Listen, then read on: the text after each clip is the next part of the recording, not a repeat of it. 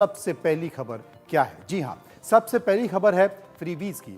आप भी मुफ्त राशन, बिजली, पानी या फिर कोई अन्य सरकारी सुविधाओं का लाभ ले रहे हैं जो फ्री में दी जा रही हैं, तो आपके लिए ये बड़े काम की खबर है, क्योंकि इस तरह की सुविधा लेने वालों को सावधान हो जानी चाहिए। जल्द ही सरकार की ओर से सभी मुफ्त योजनाओं को बंद कर दिया जाएगा। इसको लेकर बाकायदा अदालत की ओर से बड़ी बात कही गई है। दरअसल देश की सर्वोच्च अदालत यानी कि सुप्रीम कोर्ट में याचिका के जरिए मांग की गई है कि सभी मुफ्त योजनाओं को जल्द से जल्द बंद कर देना चाहिए।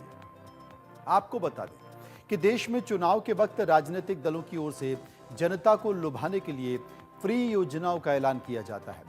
सरकार बनने पर जनता को ये सुविधाएं भी दी जाती हैं।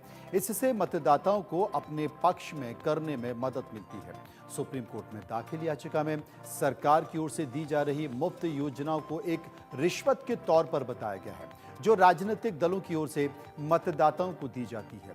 इससे चुनाव के दौरान अपने पक्ष में वोट करने में मदद मिलती है। ऐसे में याचिकाकर्ता की मांग है कि जल्द से जल्द इस मामले में सुनवाई हो और इन योजनाओं को तुरंत बंद कर दिया जाए। साथ ही आने वाले वक्त में चुनाव के दौरान कोई दल इस तरह की मुफ्त की योजनाओं का ऐलान नहीं कर सके।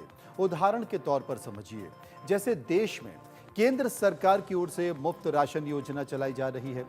दावा है कि इस योजना में 80 करोड़ लोगों को मुफ्त राशन दिया जा रहा है। इसके अलावा केंद्र और राज्य सरकार की ओर से भी कई तरह की योजनाओं के जरिए मुफ्त बिजली से लेकर किसानों को कई तरह की सब्सिडी भी दी जाती है। अब इन योजनाओं का जिक्र चुनाव के दौरान किया जाता है, जिसमें योजनाओं के ऐलान करने के दल को फायदा होता है।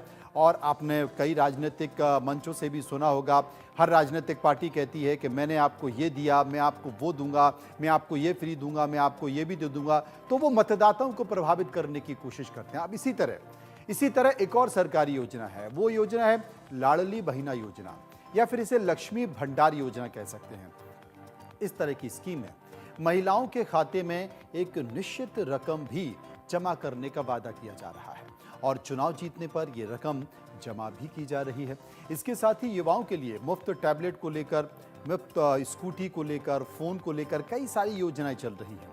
आपको यह भी बता दें कि सुप्रीम कोर्ट ने याचिकाकर्ता के तर्क को मान लिया, तो आने वाले दिनों में जनता को इस तरह की मुफ्त सरकारी योजनाओं से हाथ धोना पड़ सकता है। ग्राफिक के जरिए आपको समझा देता हूं कि यह खबर आखिर है क्या, और जितने भी लोग मुफ्त की रेवड़ियां ले रहे हैं, बहुत सारे सरकार की ओर से मुफ्त के पैसे ले रहे हैं, अब उन्हें सतर्क रहने की जरूरत है और उन्हें अब अपना वोट मुफ्त की योजनाओं पर नहीं, बल्कि कौन बेहतर नेता, कौन बेहतर सरकार हो सकती है, इसे लेकर करना होगा। सुप्रीम कोर्ट में इसे लेकर मुफ्त की फ्रीबीज योजनाओं को लेकर एक याचिका दाखिल की गई है।